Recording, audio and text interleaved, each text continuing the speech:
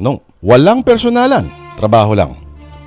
Pero paano kung sa sobrang subsub ka na sa trabaho, ay trabaho na ang naging buhay mo at ang tumukoy sa iyong buong pagkatao? Dahil ikaw ay may pinapangarap na katungkulan, ikaw ay may ambisyon, may pangarap, at ang iyong labis-labis na kasipagan ay batid na at kinilala ng iyong mga kaopisina. Kaso, paano kung kinikilala nila ang empleyadong masigasig sa maling paraan?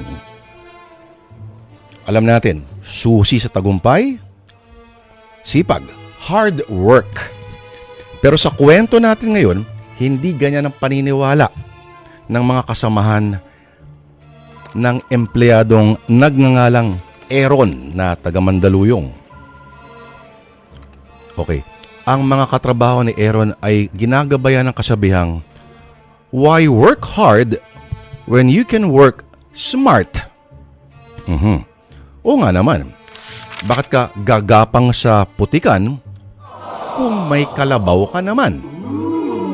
At ganyan-ganyan ang ginawa nila kay Aaron, na kinalabaw ng mga kasamahan sa ospital. Tinatambak sa kanya ang mga responsibilidad na hindi naman niya saklaw. Kaya ang pahaba ng mga oras ng kanyang paggawa ay parang impyerno na ang pakiramdam.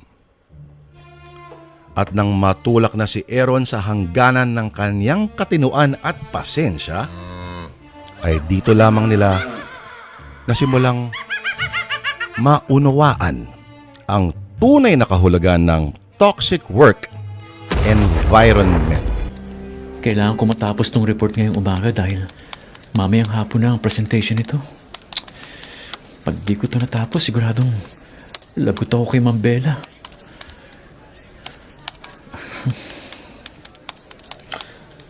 Carlo, tingnan mo tong sip-sip nating katrabaho. Hala ka, Aaron! Bakit hindi mo pa tapos yan? Kailangan na ni Mabela yan mamayang 11 a.m. Ha? 11 a.m.? Oo. Hindi ka ba na-inform na move before lunch ang presentation kasi mag-half day lang daw si Mabela ngayong araw? Totoo ba yan? Oo nga. Mukha ba ako nagsisinungaling, ha? Tsura nito. Ano? Sip-sip pa more. Yan tuloy. Tinatambakan ka ng trabaho ng boss natin. Hay, ayos lang sa kanya yan. Kahit na mga nagpakakasip-sip yan. Gusto niya ma-promote eh. At alam mo ba kung anong target niyang posisyon? Yung posisyon na inaasam-asam mo, ang maging assistant manager. Sir Reynard, Sir Carlo, gusto ko lang pong malaman nyo na hindi po ako nagsisip-sip kay Ma'am Bella. Ginagawa ko lang po ang trabaho ko. Saka, hindi po ako naghahangat na maging assistant manager. Reynard, hindi raw siya nagsisip-sip, hindi raw siya naghahangad na ma-promote. Hindi mo kami maluloko sa bait-baitan mo, Aaron, ha? Alam kong ikaw ang nanggagatong kay Ma'am Bella, kaya lagi kaming pinagagalitan ng boss natin. Ha? Teka, hindi ako kailan naman nanira ng katrabaho. At kung mapagalitan man kayo ng Ma'am Bella, ibig sabihin, may mali sa trabaho nyo. Ayusin nyo kasi mga task na pinagagawa sa inyo. Aba! Sinasabi pa tulo malaban pa sa atin, Aaron, no? Huwag mo akong kalabanin, ha, bata? Dahil pag ako pumatol sa'yo, katapusan mo na sa opisinang to.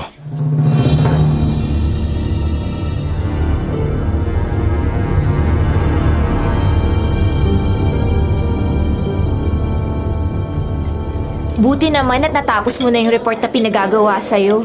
Pero tanong ko lang, Aaron, ha? Si Ma'am Bella ba ang nag-utos nun sa'yo? Actually, hindi. Si Ma'am Anisa ang nag-utos nun sa akin. Sabi daw kasi ni Ma'am Bella, Ay, nako! Kaya pala parang hindi related sa trabaho mo yung report na ginawa mo kanina. Alam mo, may kutob ako na kay Anisa inutos ang boss natin yan. Nagawin yung report tapos pinasa lang sa'yo. Ay, naku, yung bruhang yun. Tapos, ikaw naman, umayag ka. Kahit hindi sakop ng trabaho mo. Kaya ka tuloy sinasabihang sip-sip eh. Hindi naman sa sumisip-sip ako. Baguhan lang kasi ako eh. Wala pa akong 1 buwan dito sa opisina. Kailangan kong makisama. Walang masamang makisama. Pero kung inaabuso ka na, aba, dapat pumalag ka na. Huwag mong ipakita sa kanila na kayang-kaya ka nila. Matuto kang humindi. Kung hindi naman sakop ng job description mo, no? Aaron, kanina pa kita hinahanap. Nandito ka lang pala sa cafeteria. Tapos na ba yung report na pinapagawa ni Ma'am Bella? Opo, Ma'am Anissa. Ito po yung flash drive. Makikita niyo po agad yung file pagbukas niyo. Magsisimula na po ba yung presentation? Magsisimula na. Pero ako na ang magpe-present ito kay Ma'am Bella. Gawin mo na lang yung ibang trabaho mo. Sige po, Ma'am. Ikaw ang gumawa ng report pero siya ang magpe-present? Tapos kanino ang credit? Sa kanya. Ay, naku. Minsan, napapaisip na akong mag-resign sa kumpanyang ito. Halos lahat kasi ng mga empleyado, mga walang hiya.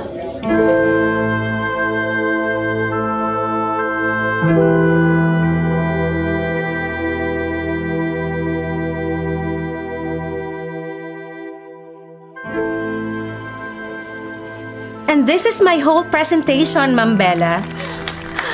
Excellent, Anissa. You did your work very well. Thank you. Your report brought us new insights and great possibilities. May tumulong ba sa'yo para gawin ang presentation na yan? Nope. Ako lang pong mag-isa ang gumawa ng report. It is all my ideas. Magaling! Sa ipinakita mo ngayon, you are now ready for promotion as assistant manager. Really? That's nice, Ma'am Bella. I am very honored to be the next assistant manager. Promise, Ma'am Bella, gagawin ko ang lahat para maging pinaka-the best na assistant manager ng kumpanya.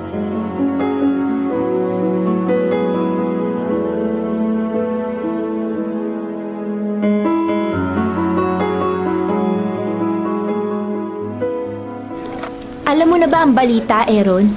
Promoted na si Anissa as assistant manager. At dahil yun sa ginawa mo. Ha? Talaga? See? Inangkin niya ang ginawa mo. Ngayon, puro papuri ang nakukuha niya sa top management. Dapat ikaw yun eh. Hayaan mo na, Vilma. Meron pa namang ibang pagkakataon para ipakita kong kakayahan ko. Ay, nako. Masyado kang mabait. Di bale. Makakarma din yung Anisang yan sa ginawa niya sa'yo.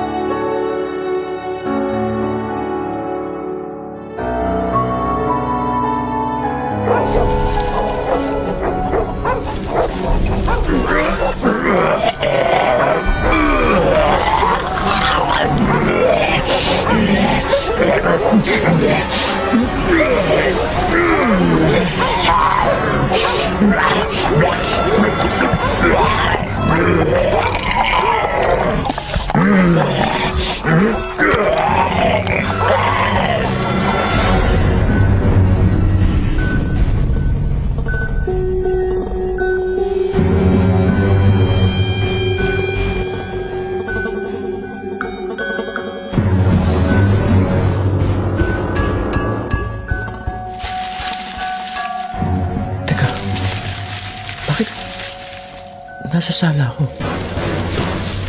Ha? So bakit bukas ang pinto?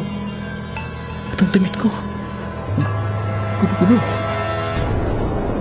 Sandali. Bakit may bahid na naman ako ng dugo sa buong katawan? Diyos ko, ano ba itong nangyari sa akin? Caramel, Cheese, halika kayo rito. Huwag kayong matakot. Ako lang to. Halika kayo. Salamat sa inyo. Dahil sa paglalambing niyo sa akin, kaya nawawala ang takot ko. Pero Caramel, Cheese, kakaibang dahilan kaya magulo ang bahay? Ha? Ako ang may kagagawan. Teka, ano yun? May tao yata sa kusina. Caramel, Cheese, dito lang kayo sa sala, ha? Sisilipin ko kung sino yung nasa kusina. sino man tong pumasok sa loob ng bahay ko. Hawak ko tong monoblock chair. Ihahampas ko to sa kanya kung sakasali.